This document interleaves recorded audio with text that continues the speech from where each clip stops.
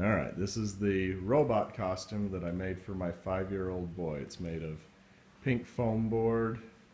Actually, you want to run and get some of that silly foam that's out on the, it's right next to my bench. Alright, so behind these are the reels from the LED tape that we bought off Amazon. Here, lean back so I can see your engines. Lean forward. Sorry. So we used red LED tape on those and the drill. The engine and the drill. We used blue for the body lines and for the core. It's made of this like exercise foam mat, kids play mat. This happens to be bicolor stuff. That's pretty light, pretty flexible. Oops, scoot forward. You're close to the TV there, buddy. The cannon is a 3 or 4 inch piece of cardboard tube. Oh, look at me so I can see your cannon. It's got some round inserts that we cut out of the silly foam and some tubes that were made to look like cannons. The wiring's just Cat 5 inner braided cable, 24 gauge I think. The core is a video camera, action video camera case from Walmart. It was on clearance for like $3. The cones, set of 4 collapsible cones because they look like a drill. Amazon $9. The LED tape, 5 meters of blue was $11. 5 meters of red was $11. The Halo helmet, also off Amazon, was about, I don't know, 25 bucks. I used some of the white LED tape on the helmet. Here, look at me, bud. Let's turn your helmet lights on. This flashlight here, let's switch you. There you go. So the helmet's lit up with some white LEDs, and it's got a car reverse LED backup light that I just had.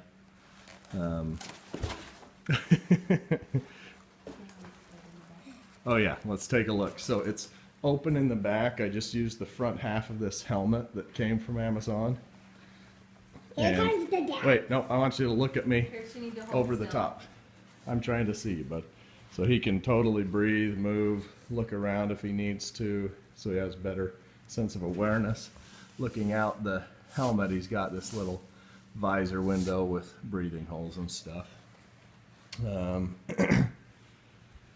We'll take it off so that you can get a good view of what it looks like. Oh yeah, the hinges. Here, let's show the articulation on your arms and legs. Nope. Stand up. Okay, so... And now let's do robot now. Wait, I want to see your hinges. Turn sideways for me. So each of the arms and legs has a single bolt for a hinge point, and they just articulate like that. Hey bud, can you lift your left leg and just show me how it bends there? There you go. So they articulate there. Go ahead and turn around. Let me show the straps. Nope, show me the back of you. There you go. So the Velcro straps, I just glued some elastic to give it some play, and then Velcro straps that I got also off Amazon, like $5 for, I don't know, 30 feet or something like that. You can see the Cat 5 wiring goes in there. LED tape wiring just goes in. Same. This is pink board. The rocket engines. Here, let's switch the engines on. Get a close up.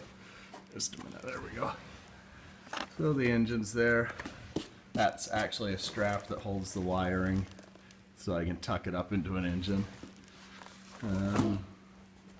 He can reach the switches if he really tries. They're up pretty high. That's full power off. You can see that pink board doesn't take the paint real well. If I had to do over again, I probably would have made the whole thing out of those exercise mats, even though it would have been slightly heavier than the pink board. It just doesn't paint well. You can't use acetone solvent-based spray paint. You have to coat it with a coat of water-based urethane and then spray paint it, and then if you miss anything, like I let my boy help paint here, and let me get a good shot here so you can see that it eats away anywhere that you don't get a good coat, and so he sprayed it on a little heavy. We're just calling it battle damage. Anyway, helmet's velcroed in, 2 pieces of Velcro so that it can dance around, and then all of the connections for the electrical Robot dance. are these little JST connectors, 2-wire connectors, a bag of 5 on Amazon for $6. So those were a little more than I'd like to pay, but it made it modular. He can play with just the arms and legs, or put the whole body on.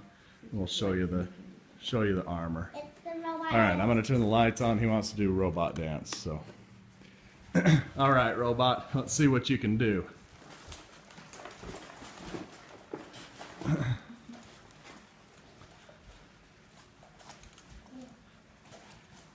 We need some music, huh?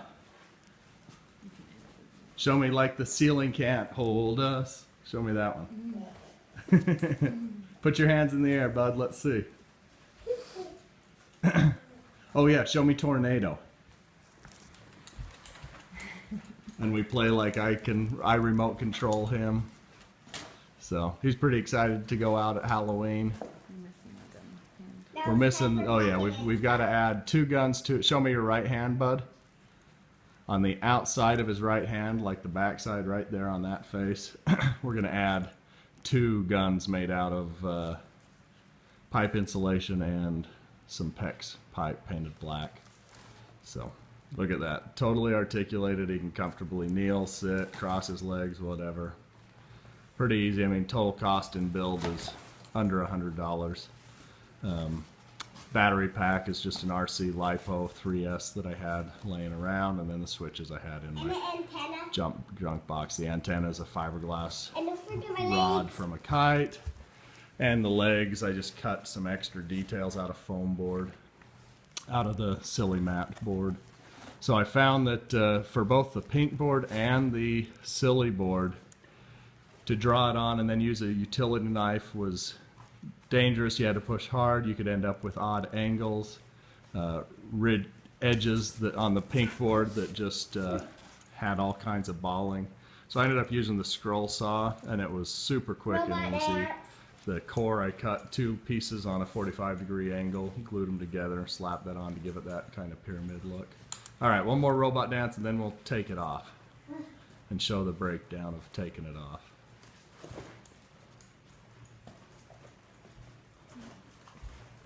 All right, I'm remote controlling you to kick with your right leg. Yeah. Boots, we're just going to use snow or moon boots. That's the cool thing about the whole costume, is he can wear a coat, he can wear thermals, he can wear whatever he needs to be warm. We're in the upper northwest, and so it'll be cold Halloween night, not freezing, but cool. And pretty flexible. Oh yeah, show me how the drill folds up, bud, so that you can hold your Halloween candy bag. So it flops up. It's just hinged on the top with 2 zip ties, and you can flop it up. And here, let's take a look at that, bud. Bring it over here. Here, let me see your drill. So the drill has its own JST connector, and then just 2 zip ties so that it folds up. So that way he can hold his candy bag, and the guns won't even infringe on his hands. He can put thin gloves on his hands. Video. They just poke through some holes that I cut slit reliefs so that he could push his hand through. Okay, we want to take it off, bud, so we can show everyone how it comes apart, okay? All right, Mom, will you film? Okay, I'm going to take it off. So, real easy. First thing we do, let's just power down. Full power off. Upgrades turned off. Okay, so we're going to disconnect all electrical. 1, 2, 3, and 4. And then this top just lifts right up. Oh, sorry, Velcro too. 2 on the sides. 2 on the sides. Forgot to add those last night. And then the top just comes right off. Wait, bud. So this is all one piece. These electrical wires can wind up and be tucked into that engine.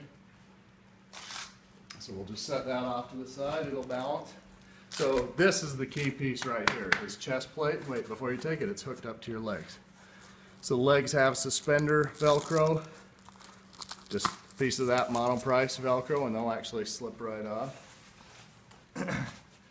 You can see these straps here, real easy, just Velcro folded in on itself, and then more silly foam. You can really see the hinge articulation there. And then the wiring for the LED between the legs just pivots with it. So this same thing, we lift up, pull it off, slip that leg out. Now let's just undo the Velcro. That's the easy way. And then this chest plate, we'll take a closer look. So it just comes off. So if you take a look here, let me lay it on the ground. It was just a piece of that silly foam cut into a T shape, as you can see here. Got a head hole. You can see my drawing lines. Oh yeah, drawing lines. I just drew a T shape with 2 little tabs on each end that would become the chest plate. Took a heat gun, heat it up. Doesn't have to be super hot, nice and warm. And then you could form it with your hands, and I just literally held it like this, blew on it for about 3 seconds. I'll show you that technique in a bit. And then I had taken measurements of him to figure out how big I want that, and then to cut these, and it's really soft. He likes wearing it, that way the costume sits on this, not on his shoulders. So these holes But it hurts my shoulders a little bit. So these holes where I punch the Velcro through, all these places. At first I tried burning them. You can see this is a very bad slit. Let's see if I've got a better one. There's a good one right there. So I tried burning them with my soldering iron. That worked. Not great, and it's stinky. I ended up just grabbing my Roto-Zip, which is like a bigger Dremel with a wood tool or a drywall tool. Stick it in and it cleans this foam out really well. So that's the piece of armor. He likes that. That's about all there is to it.